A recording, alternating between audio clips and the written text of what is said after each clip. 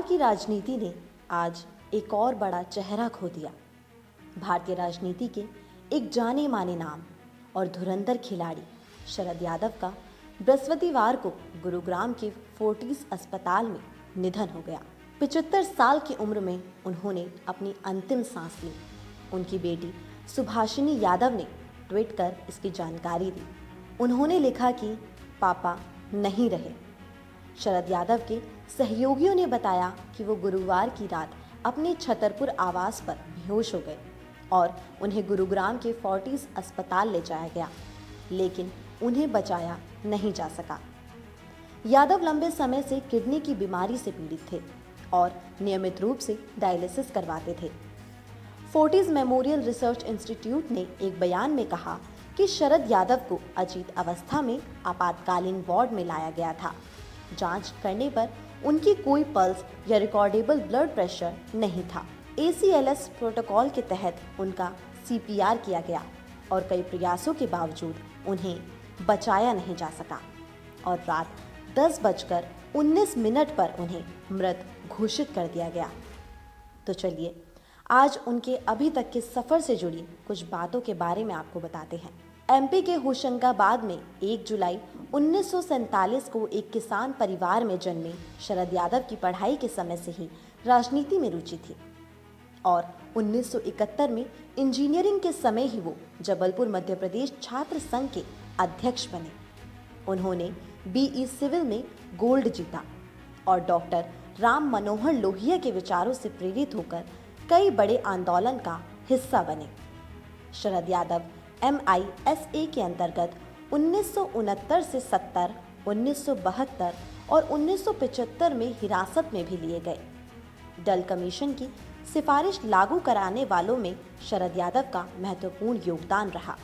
इन्हें पहली बार 1974 में जबलपुर की जनता ने लोकसभा सीट से जिताया और पहली बार ये सांसद चुने गए। JP आंदोलन के समय हल्दर किसान के रूप में चुने गए।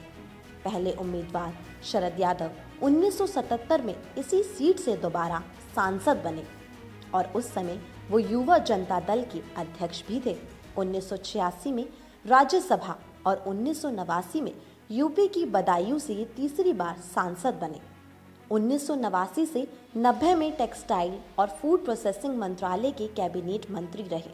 1991 से 2014 तक फिर बिहार मधेपुरा से सांसद रहने के बाद 1995 में वो जनता दल के कार्यकारी अध्यक्ष चुने गए और 1996 में 5वीं बार सांसद बने।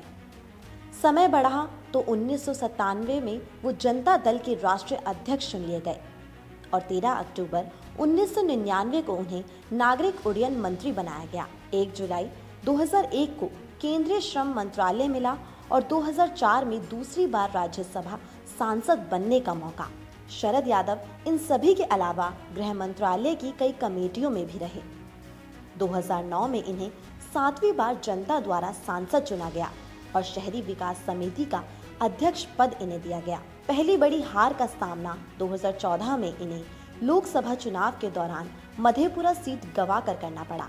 शरद यादव लगभग 3 दशक तक बिहार की राजनीति के धुरी थे। 1990 से लेकर अंतिम दम तक उनकी राजनीति का केंद्र बिहार रहा।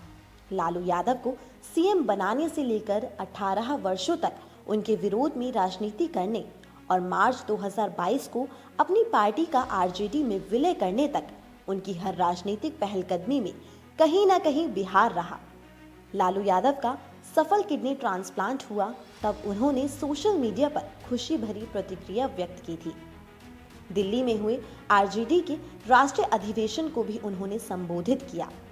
तो कुल मिलाकर देखा जाए तो शरद यादव ने ही बीते 3 दशक में बिहार की राजनीति के कई अहम पड़ाव की पटकथा लिखी। चाहे वो लालू यादव को CM बनाने, उनके विरोध में नीतीश कुमार का साथ देने, प्रदेश में महागठबंधन का प्रयोग करने का हो या फिर RJD में वापसी की राह हो। सन 2012 संसद में शरद यादव के योगदान के चलते इन्हें उत्कृष्ट सांसद पुरस्कार 2012 मिला था। उस दौरान लोकसभा अध्यक्ष मीरा कुमार थी। शरद यादव छात्र राजनीति करने के साथ साथ पढ़ाई लिखाई में भी अव्वल थे। उन्होंने BE सिविल में गोल्ड मेडल जीता था। वो राजनीति में राम मनोहर लोहिया के विचारों से प्रभावित थे। वो अक्सर लोहिया के आंदोलन में हिस्सा भी लिया करते थे। शरद ही सबके केंद्र में रहे। उनसे मिलने वालों में जिसमें वो राजनीतिक सूझबूझ देखते थे, उसके बारे में कहा करते थे कि ये पॉलिटिकल आदमी है। आश्चर्य होता था, समाज की समझ रखने वाला। इसी फॉर्मूले से उन्होंने हिंदी पट्टी में समाजवादी सोच वाले नेताओं की एक पीढ़ी तैयार की, खासकर बिहार में। वो नीतीश कुमार से बेहद करीब थे। लेकिन 2017 में जब नीतीश कुमार ने महागठबंधन का साथ छोड़ा, तब शरद और नीतीश के बीच ऐसी खटास पैदा हुई कि उन्हें जेडीयू से निकाल दिया गया। शरद ने 2019 में विपक्ष को एक करने की कोशिश की। तब वो फिर लालू प्रसाद के करीब आए। उन्होंने पूरे देश में विपक्षी नेताओं के साथ साझी विरासत यात्रा शुरू की। राहुल गांधी से भी उनकी नजदीकियां बढ़ी। वो दो टुक बोलते थे, इस कारण कई बार विवादों में भी आए। वो पिछड़ों के हितों की मजबूत आवाज थे और मंडल आंदोलन का अगुआ चेहरा तो थे ही। 2019 का लोकसभा चुनाव हारने के बाद शरद यादव बीमार रहने लगे थे।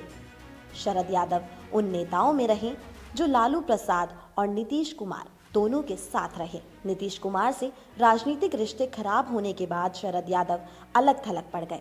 गंभीर रूप से बीमार होने की वजह से उनकी राजनीतिक गतिविधियां भी काफी कम हो गई थी और पिछले कुछ समय से बीमार चल रहे शरद यादव का 12 जनवरी 2023 को गुरुग्राम के फोर्टिस अस्पताल में निधन हो गया।